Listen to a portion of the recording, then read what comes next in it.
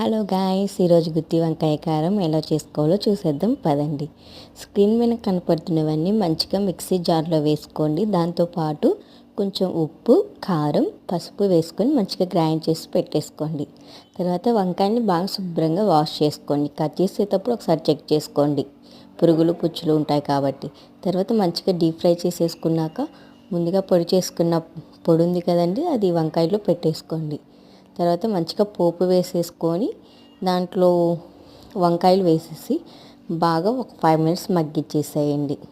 తర్వాత కొంచెం పొడి, మిగిలిపోయిన పొడి కూడా వేసేసి మంచిగా మగ్గించి ఒక 5 మినిట్స్ తర్వాత తీసేసేయండి.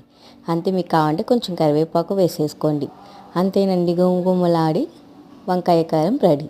కొంచెం నెయ్యి వేసుకొని కానీ తింటే అద్భుతంగా ఉంటుందండి. ఒకసారి ట్రై చేసేసేయండి.